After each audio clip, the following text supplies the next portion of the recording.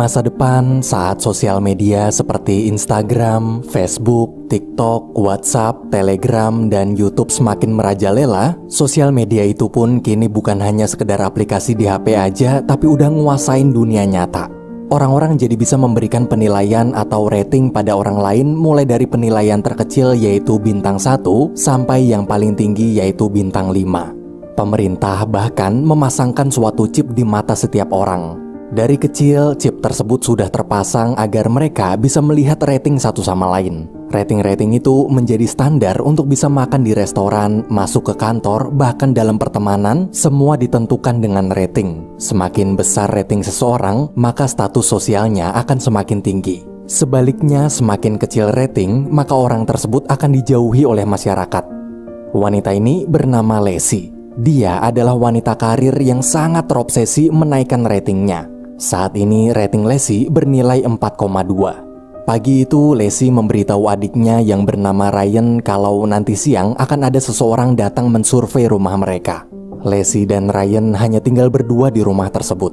Sebelumnya mereka telah sama-sama sepakat memutuskan untuk menjual rumah peninggalan orang tua mereka itu lalu menjalani hidup terpisah karena sudah muak melihat tingkah laku mereka satu sama lain. Lexi tak suka melihat adiknya setiap hari main game terus tanpa mau bekerja, sedangkan Ryan kesal melihat kakaknya selalu pura-pura bahagia di depan orang lain demi mendapatkan rating tinggi. Lexi kemudian pergi ke suatu perumahan elit. Ia berencana pindah ke sana setelah rumahnya berhasil terjual nanti. Sayangnya uang Lexi masih kurang. Marketing perumahan tersebut lalu memberikan sebuah penawaran, yaitu dia akan memberikan diskon 20% asalkan rating Lexi bisa naik menjadi 4,5. Mendengar penawaran barusan, Lexi begitu senang. Dengan kepribadiannya yang baik pada semua orang, Lexi yakin cuma butuh waktu sebentar pasti dia bisa menaikkan ratingnya. Setelah itu, Lexi menemui atasan tempatnya bekerja. Di sana, dia menceritakan keinginannya untuk membeli rumah. Lexi meminta agar sang atasan mau memberikan surat jaminan pada si marketing perumahan kalau dalam waktu dekat dia pasti akan mendapatkan rating 4,5. Namun berdasarkan data teman-teman Lexi yang kebanyakan berating standar, atasannya pun ragu. Ia lalu memberi saran agar Lexi mencoba berteman dulu dengan orang-orang yang memiliki rating minimal 4,5 ke atas. Karena jika orang-orang pemilik rating tinggi memberikan rating pada orang lain, maka teman-temannya pasti otomatis akan ikut memberikan rating juga. Keesokan harinya, Lexi terus memikirkan ucapan atasannya kemarin. Sebenarnya, Lexi punya teman masa kecil bernama Naomi yang memiliki rating 4,8. Tapi sayangnya, mereka sudah tak pernah bicara lagi semenjak Naomi memiliki teman baru. Lexi pun berusaha menarik perhatian Naomi dengan memposting foto boneka yang dulu pernah mereka buat bersama. Dan betapa bahagia hati Lexi ketika Naomi memberikan rating pada foto tersebut. Lexi berpikir Naomi pasti masih mengingat boneka mereka. Malamnya, Naomi menelpon Lexi. Di telepon, Naomi mengatakan saat melihat foto boneka di postingan Lexi tadi, tiba-tiba dia teringat tentang masa lalu mereka. Naomi juga memberitahu bahwa beberapa hari lagi dia akan segera menikah dan dia ingin Lexi menjadi pendamping di pernikahannya nanti. Mendengar itu, Lexi sangat senang. Seketika dia dapat ide bagaimana cara menaikkan ratingnya. Yaitu di acara pernikahan Naomi nanti, Lexi akan memberikan pidato. Dalam pidato tersebut, dia berencana menceritakan kisah tentang masa kecil mereka berdua hingga membuat teman-teman Lexi menangis terharu, kemudian memberikan rating tinggi untuknya. Pagi hari di kantor, Lexi memberitahu bosnya soal daftar tamu undangan dalam pesta pernikahan Naomi nanti yang semuanya memiliki rating di atas 4,5. Gara-gara daftar itu, sang atasan pun akhirnya bersedia menjadi penjamin Lexi. Lexi merasa bahagia, sebentar lagi impiannya tinggal di perumahan elit akan terwujud. Besoknya sebelum berangkat ke pernikahan Naomi, Lexi terlebih dahulu melatih pidatonya. Melihat kakaknya lagi-lagi harus pura-pura menangis, Ryan kesal. Ia lalu menasihati Lexi agar tak terlalu terobsesi dengan rating. Ryan lebih suka Lexi hidup apa adanya menjadi diri sendiri daripada harus mengemis di hadapan orang lain hanya demi sebuah rating. Namun Lexi di situ justru malah berpikir kalau adiknya cuma sedang iri. Dengan kesal, dia langsung pergi meninggalkan Ryan sendirian di rumah. Dalam taksi, Lexi dapat telepon dari Naomi. Di telepon, mereka berdua mengobrol sangat keras hingga supir taksi terganggu.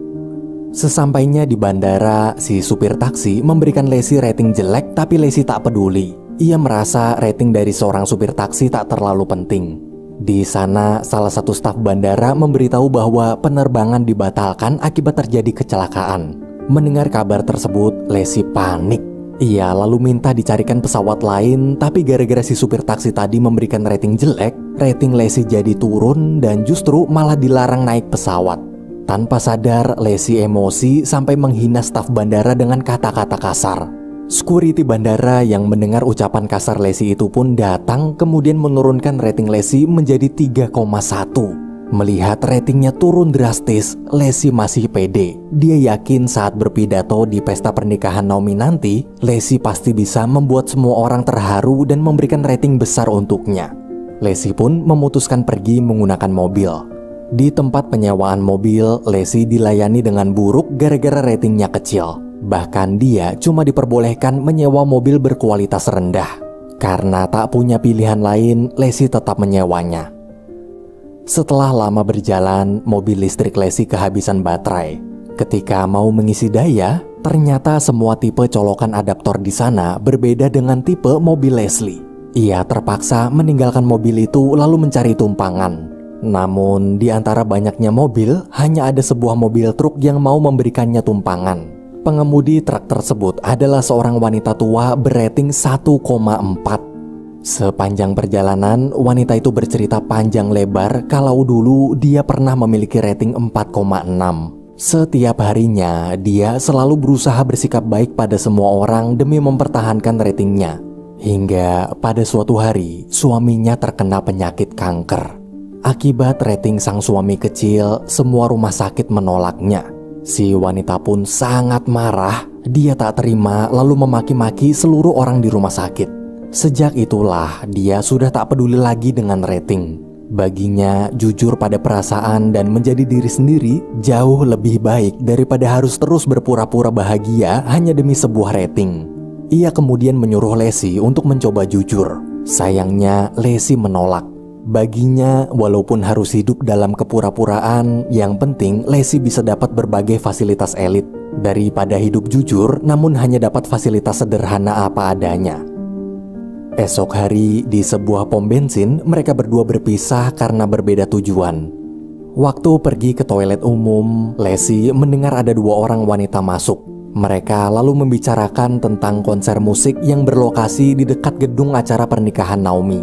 Lexi seketika dapat ide. Ia kemudian menghampiri salah satu wanita tersebut untuk meminta tumpangan.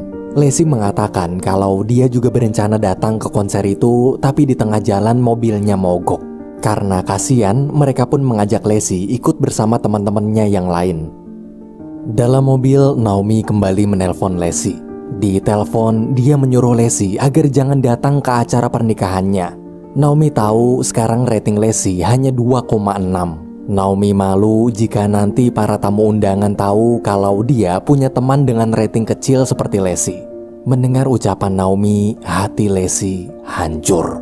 Padahal dia telah melewati banyak kejadian buruk demi sampai ke tempat pernikahan Naomi. Tapi Naomi kini justru malah melarangnya datang hanya karena ratingnya turun.